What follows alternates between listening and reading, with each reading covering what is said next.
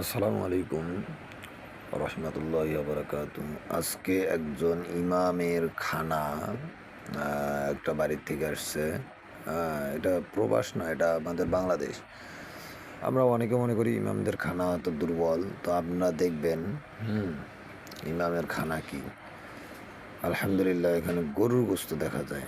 আপনারা দেখেন, গরুর গোস্ত দেখা যায়। হ্যাঁ, তারপরে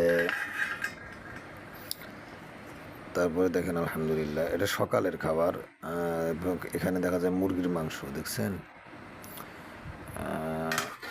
এরপরে আরেকটা আছে, এটা ভাত। নিচেরটাও সম্ভবত ভাত দিয়েছে। হুম, আমরা একটু দেখবো।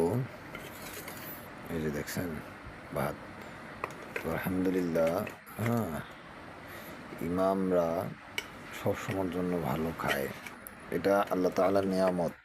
এটা আল্লাহ তাআলার নিয়ামত, দেখছেন।